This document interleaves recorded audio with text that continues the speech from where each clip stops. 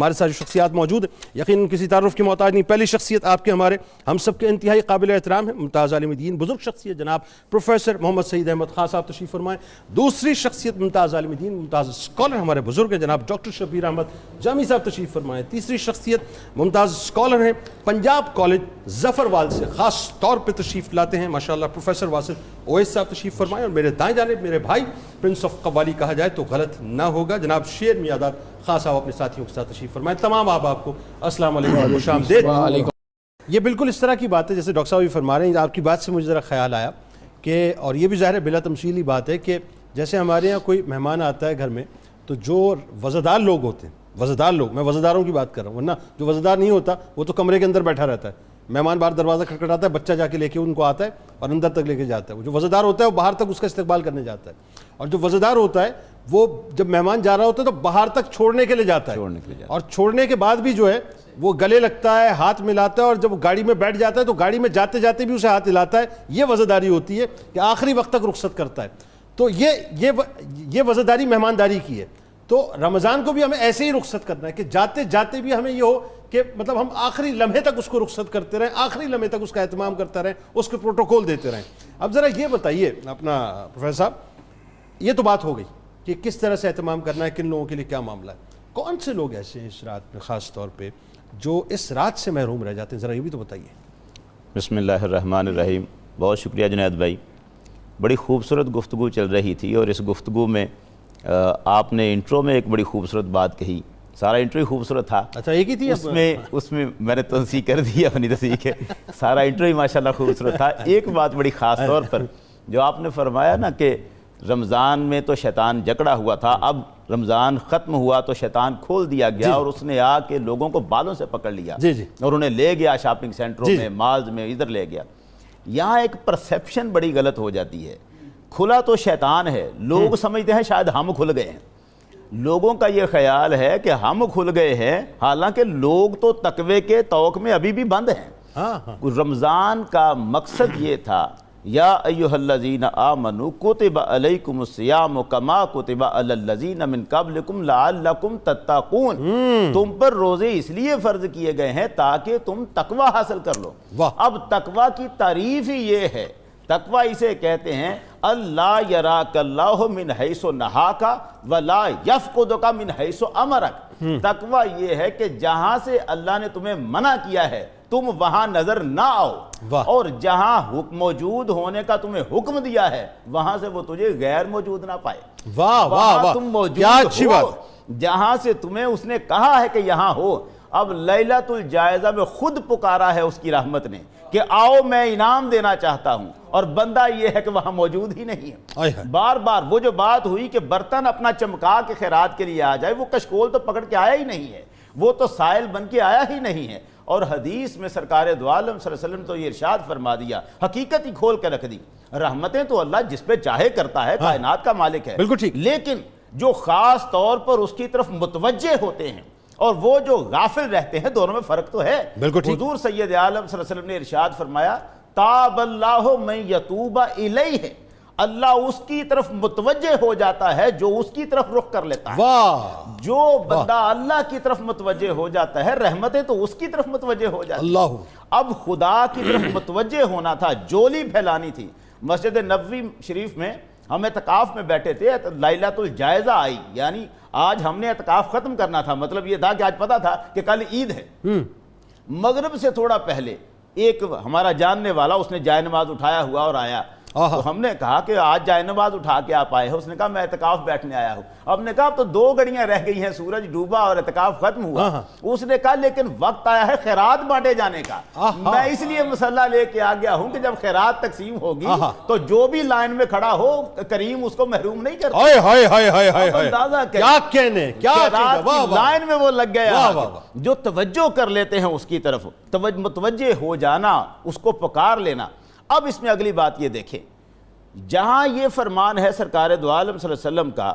انما الاعمال بالنیات کہ اعمال کا دار و مدار نیتوں پر ہے. وہیں ایک دوسرا فرمان جس کو لوگ فراموش کیے بیٹھے ہیں بخاری شریف میں 6607 نمبر حدیث ہے، سرکار دو عالم صلی اللہ علیہ وسلم نے ارشاد فرمایا انما الاعمال بالخواتیم، اعمال کا دار و مدار خاتمے پر ہے۔ اگر خاتمہ ٹھیک نہیں ہوا عمل کا تو اس کا مطلب ہے وہ ضائع ہو جائے گا۔ اور یہ بھی تو ہے نیت المومن خیر من عملہ، مومن کی نیت اس کے عمل سے بہتر ہے۔ اب یہاں ہم نے دیکھنا ہے کہ جب خاتمہ، اگر تو رمضان کا رنگ اس پر چڑھا تھا تو پھر وہ شاپنگ مال میں نہ جاتا، کیا اچھی بات آپ کر رہے ہیں، وہ ادھر آتا تو اس نے تو رنگ ہی نہیں لیا۔ یہاں دیکھیں یہ اس کو ذرا اور کھولیں بات کو، میں عرض کرنے لگا ہوں، دو جملوں میں اور کھولیں۔ ابھی جو پروفیسر صاحب نے ایک حدیث سنائی تھی کہ اس رات میں جو اللہ تعالیٰ کی طرف سے پھر وہ دل نہیں مرتا اس کا، جو بندہ اس رات کو بیدار ہوتا ہے قیامت کے روز اس کا دل مردہ نہیں ہوگا، ان دنوں میں جب دل مرنا ہے۔ میں کہتا ہوں اس حدیث کو اصل ورڈنگ کے ساتھ دیکھیں کیا ہے۔ حضور سید عالم صلی اللہ علیہ وسلم نے ارشاد فرمایا من قام لیلۃ العیدین محتسبا للہ، حضور سید عالم، یہ سنن ابن ماجہ کی 1782 نمبر حدیث ہے۔ حضور نے ارشاد فرمایا جس شخص نے دونوں عیدوں کی راتوں کو جب بیداری اختیار کی محتسبا للہ ہے۔ اب اس محتسبا کے دو مطلب ہیں، ایک یہ ہے کہ اللہ سے ثواب کی امید رکھتے ہوئے، اور دوسرا یہ ہے اپنا محاسبہ کرتے ہوئے، اپنے آپ کو اللہ کی بارگاہ میں گرا کر یہ عہد کرتے ہوئے باری تعالیٰ جو ہو گئے، اب آئندہ میں اس طرح گناہ گار نہیں کروں، آئندہ میں تیری نافرمانی میں وقت نہیں گزاروں گا، وہ وقت گزارے اچھے طریقے سے۔ اب معاملہ یہ ہے اس کا دل مردہ قیامت کے روز، اس کا دل قیامت کے دن مردہ نہیں ہوگا جو شخص یوں اپنے آپ کو رکھتا ہے بارگاہ میں۔ میں عرض کرتا ہوں یہ جو ابھی آپ نے کہا تھا شیطان آزاد ہو جاتا ہے، مکاشفۃ القلوب میں صفحہ نمبر 308 پہ لکھا ہے کہ رمضان کے بعد شیطان جب کھل جاتا ہے وہ چلاتا ہے، پھر شیطانی کرندے اس کے پاس آتے ہیں، کیوں چلا رہے باولا ہو جاتا ہے، وہ باولا ہو جاتا ہے، وہ کہتے ہیں، وہ کیا جواب دے رہا ہے، وہ کہتا ہے یار رمضان گزرا ہے، اللہ نے سب کی بخشش کر دی ہے، اب میں اس لیے چلا رہا ہوں۔ وہ کہتے ہیں اب ہمیں کیا حکم دیتے ہو، وہ کہتے ہیں اب ان کو پھر سے لذات دنیا میں مشغول کر دو، یہ بات جی ان کو پھر سے مٹا دو۔ مجھے غوث اعظم کا ایک شعر سنا لینے دیں، بڑا ضروری ہے۔ سرکار غوث اعظم نے چاند رات کو جو لوگوں کو دیکھا، وہ کہہ رہے تھے کہ کل عید ہے، کل عید ہے، تو آپ نے ارشاد فرمایا خلق گوید کہ فردا روزے عید است، خوشی در روح ہر مومن پدید است۔ انہوں نے کہا، فرمانے لگے کہ لوگ کہہ رہے ہیں کہ کل عید کا دن ہے اور ہر مومن کے دل کے اندر روح ہوگی۔ آپ نے فرمایا دراں روزے کے با ایما بمیرم، میرا در ملک خود آ روزے عید است، میں جس روز ایمان کے ساتھ دنیا سے جاؤں گا نا وہ دن میرا عید کا ہوگا۔ آئے ہائے ہائے ہائے ہائے، کیا کہنے ڈاکٹر صاحب۔ وہ مجھے وہ پروفیسر صاحب آپ کی طرف آنے سے پہلے کہ وہ حضرت عمر فاروق رضی اللہ تعالیٰ عنہ، آپ دیکھیے کیسی بات ہے، اور یہ ظاہر ہے میں نے دن میں بھی آج افطار میں بھی اس موضوع پہ بات کی تھی کہ میں تو اس روایت کو پڑھتا ہوں میں ہل کے رہ جاتا ہوں، یعنی جن کے لیے شیطان جو ہے اپنا راستہ، مطلب شیطان آپ کا راستہ چھوڑ دے جن کی وجہ سے، اور جو سرکار علیہ السلام کے بعد اگر کوئی نبی ہوتے سرکار فرماتے عمر ہوتے، لیکن میرے بعد کوئی نبی نہیں، خلیفہ وقت ہیں، اور آپ کی بارگاہ میں جب لوگ آپ سے ملنے کے لیے عید کے دن آتے ہیں تو آپ زاروں قطار رو رہے ہیں، زاروں قطار۔ تو آپ دیکھیے اس کے بعد آپ سے پوچھا جاتا ہے کہ آج تو عید کا دن ہے، آپ پھر بھی کیوں روتے ہیں؟ تو ھذا یوم العید وھذا یوم الوعید۔ آپ سوچئے ذرا، فرماتے ہیں کہ یہ عید کا دن بھی اور یہ وعید کا دن بھی ہے، اور مجھے نہیں معلوم کہ میرے اعمال اللہ کی بارگاہ میں قبول ہوئے کہ نہیں ہوئے یا رد کر دیے گئے، یعنی آپ سوچئے یہ حضرت عمر فاروق رضی اللہ تعالیٰ عنہ کا جملہ ہے، تو اس سے تو طے ہو گیا کہ عید کن کی اور کن کی نہیں ہے۔ اچھا اسی کے ساتھ ذرا بتائیے، میں چاہتا ہوں اس پہ تھوڑا سا اور گفتگو آپ کیجئے، اور ساتھ ساتھ یہ بھی بتائیے کہ کون کون سے ایسے اعمال ہیں، مسنون اعمال، جن کو ہمیں عید کے دن اختیار کرنا چاہیے؟ صحیح، شکریہ جنید بھائی۔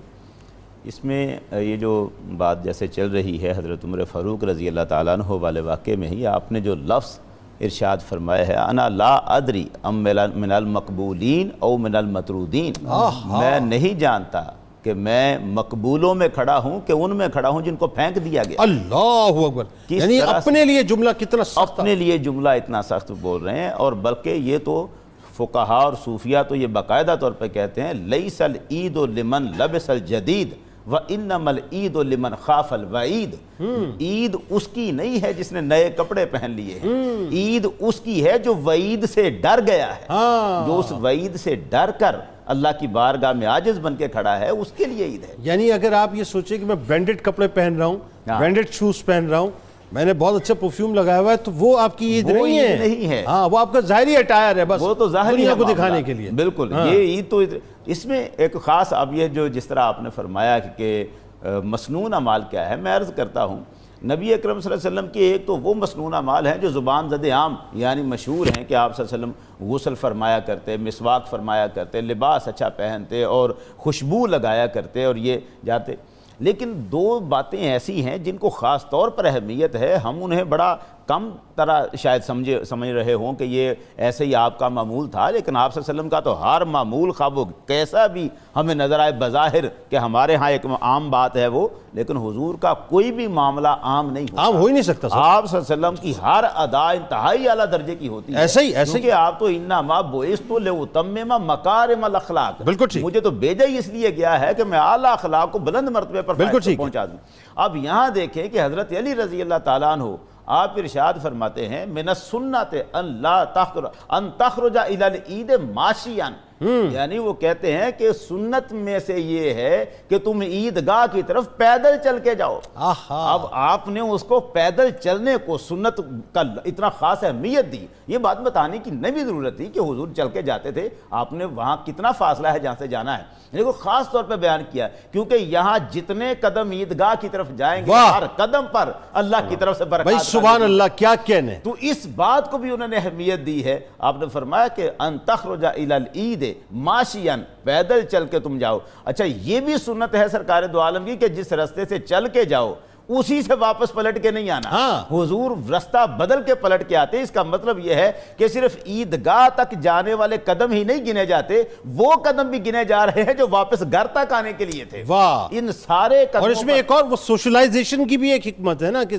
اگر آپ ایک راستے سے جائیں گے تو آپ کی جن لوگوں سے ملاقات ہو رہی ہے جب آپ پلٹ کے واپس آئیں گے تو دوسرے احباب سے آپ کی ملاقات ہوگی ایک سماجی رابطے کا بھی ذریعہ ہے آنا جانا اب اس میں اگلی بات دیکھیں کہ حضرت علی رضی اللہ عنہ کے اگلے اسی فرمان میں اگلے لفظ ہیں کہ دوسری بات جو سنت میں داخل ہے وہ یہ ہے ان تاکل شیئا قبل ان تخرج یعنی ترمذی شریف میں حدیث نمبر 530 ہے یہ آپ نے فرمایا کہ گھر سے نکلنے سے پہلے کچھ کھا لینا یہ بھی سنت ہے اچھا آپ نے تو یہ کچھ نکلنے سے پہلے گھر سے نکلنے سے پہلے کچھ کھا لینا نماز کے لیے عید کی نماز کے لیے جانا ہے تو کھجور وغیرہ کچھ بھی میٹھا کھایا جائے یہ حضرت علی نے تو یہ فرمایا نا کہ یہ سنت ہے تو ابن عباس رضی اللہ تعالیٰ عنہ نے اس کو ایک اور انداز سے اسی بات کو بیان کیا میں یہ اس لیے عرض کر رہا ہوں کہ یہ وہ باتیں ہیں جن کو عام نہ سمجھا جائے سرکار دو عالم کے اعمال کو اصحاب نے کس قدر خاص اہمیت دی ہے حضرت ابن عباس رضی اللہ تعالیٰ عنہ سنن دارقطنی کی 2136 نمبر حدیث ہے ابن عباس رضی اللہ تعالیٰ عنہ وہ فرماتے ہیں من السنت اللہ یخرج حتی یطعم یہ سنت ہے کہ گھر سے نکلے ہی نہ جب تک کچھ کھا نہ لے یعنی یہ بات بظاہر تو ایسے ہی لگ رہی تھی لیکن انہوں نے اس کو اتنا تاکیداً بیان کیا اور اسی کے ساتھ اگلی بات انہوں نے بیان کی وَيُخْرِجُ زَكَاةَ الْفِطْرِ اور یہ ہے کہ وہ گھر سے عید کی نماز کے لیے جانے سے پہلے فطرانہ ادا کر کے جائے اب یہ جو فطرانہ ادا کرنا ہے 2133 نمبر حدیث ہے سنن دارقطنی کی ابن عمر رضی اللہ تعالیٰ عنہ فرماتے ہیں فرض رسول اللہ صلی اللہ علیہ وسلم زکاۃ الفطر حضور نے ہم پر فطرانہ ادا کرنا یہ فرض قرار دیا اور آپ نے فرمایا جو فرمایا ہے وہ کیا ہے اغنوہم فی ھذا الیوم ان فقیروں اور مسکینوں کو آج کے دن تو بے نیاز کر دو ان کو آج کے دن کہ جب تم اتنا اچھا پہن کے جاؤ اور تم اتنا اچھی خوراک کھاؤ اور آج کے دن یہ تمہارا منہ تکتے رہے ایسا نہ کرو آج کے دن اغنوہم فی ھذا الیوم ان کو آج کے دن تو بے نیاز کر دو ان کو فکر کھانے کی فکر نہیں رہنی چاہیے تو یہ جو فطرانہ ادا کرنا ہے اصل پہلے ادا ہو سکتا ہے لیکن اس کا اصل وقت تو اسی دن عید کی نماز سے پہلے شروع ہوتا ہے اور کمال یہ ہے کہ اگر یہ عید کی نماز کے بعد ادا کیا جائے تو صدقہ تو ہوگا صدقہ فطر نہیں ہوگا فطرانہ نہیں ہوگا تو حضور سید عالم صلی اللہ علیہ وسلم کی سنت مبارک میں پھر اب یہ ہے کہ عید ہی کے دن سارے لوگوں سے ملنا مسکراتے ہوئے چہرے سے ملنا یہ تو محبتیں بانٹنا یہ سنت ہے عید والے دن کی لا تحتقرن من المعروف شیئا ولو ان تلقى اخاک بوجہ طلق، حضور نے فرمایا کسی بھی نیکی کو معمولی نہ سمجھو، خواہ وہ تمہارے بھائی کے ساتھ مسکراتے ہوئے چہرے سے ملنا ہی کیوں نہ ہو، اسے بھی تم ایک عظیم نیکی سمجھو۔ تو یہ نیکیاں کرنا جس میں محبت کو بانٹنا، خوشیوں کو بانٹنا، دوستوں سے ملنا، رشتہ داروں سے ملنا۔ اب سرکار دو عالم صلی اللہ علیہ وسلم کے ہم وہ لفظ استعمال کرتے ہیں 4 یار والا، لیکن یہ لفظ تو ہم انتہائی محبت کو ظاہر کرنے کے لیے، ورنہ وہ 4 بھی تو حضور کے غلاموں کی فہرست میں کھڑے ہیں، وہاں یاری کا لفظ کہاں ہے، وہاں دوستی کا لفظ کہاں ہے؟ تو سرکار تو ان کو ملتے ہیں، تو ہم اسی سے یہ استنباط کرتے ہیں کہ اپنے دوستوں سے ملنا بھی سنت رسول ہے۔ واہ، یعنی اس عید کے موقع پر دوستوں سے ملنا، محبت کو تقسیم کرنا، رشتہ داروں سے ملنا، کھانا کھا کر کچھ میٹھا کھا کر گھر سے نکلنا، یہ سرکار دو عالم سے سبحان اللہ، سبحان اللہ، کیا کہنا کرنے بات یہ ہے، دلوں کو صاف کر لیں۔ آخر میں معاشرتی اور سماجی فائدے عید کے؟ جنید بھائی، اسلام کی جو منشا ہے نا، وہ باہمی اتحاد، محبت، یگانگت، اخوت کو فروغ دینا ہے۔ بالکل ٹھیک۔ محبت اس قدر ضروری ہے کہ نبی اکرم صلی اللہ علیہ وسلم نے ارشاد فرمایا، شعب الایمان میں 6189 نمبر حدیث ہے، آپ نے ارشاد فرمایا والذی نفسی بیدہ لا تدخلون الجنت حتی تؤمنوا، اس ذات کی قسم جس کے قبضہ قدرت میں میری جان ہے، تم جنت میں داخل نہیں ہو سکتے جب تک مومن نہ ہو جاؤ، ولا تؤمنوا بی حتی تحابوا، اور تم مجھ پر کامل ایمان والے ہو ہی نہیں سکتے جب تک آپس میں محبت نہ کرو۔ واہ واہ، کیا اچھی بات ہے۔ افلا ادلکم علی شیء اذا فعلتموہ تحاببتم، کیا میں تمہیں ایسی چیز نہ بتا دوں کہ جب تم اسے کرو تو آپس میں تمہاری محبت بڑھے؟ افشوا السلام بینکم، آپس میں ایک دوسرے سے سلام کو پھیلاؤ۔ یہ جو سلام کرنا ہے، اس سے محبت باہمی بڑھتی ہے۔ عید کا موقع اس سلام کو پھیلانے اور اس باہمی محبت کو، اس کو پورا فروغ دے رہا ہوتا ہے۔ جہاں یہ عید باہمی محبت اور یگانگت کو فروغ دیتی ہے، مواسات اور ہمدردی کو بھی فروغ دیتی ہے، ایک دوسرے کے احوال سے خبرگیری، یہ ایک بنیادی معاملہ ہے جو یہاں نظر آتا ہے۔ مسکین ساتھ شامل ہیں، اسی کے ساتھ ایک بڑا فیکٹر ہے اسلام کی شان و شوکت کا اظہار۔ نبی اکرم صلی اللہ علیہ وسلم نے عید کے اجتماع کو بڑا کرنے کے لیے کہ زیادہ سے زیادہ لوگ آئیں، یہاں تک کہ بخاری شریف میں 974 نمبر حدیث ہے ام عطیہ رضی اللہ تعالیٰ عنہ سے،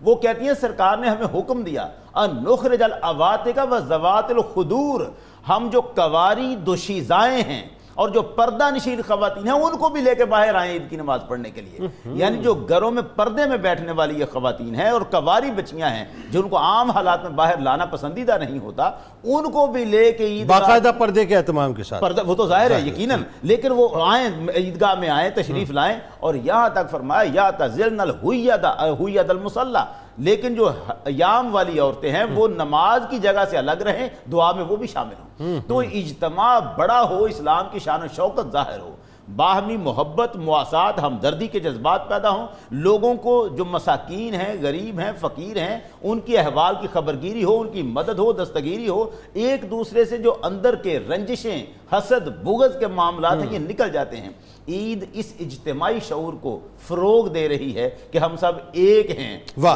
وحدت امت کا جو درس ہے وہ عید سے مل رہا ہے۔ بالکل ٹھیک، بالکل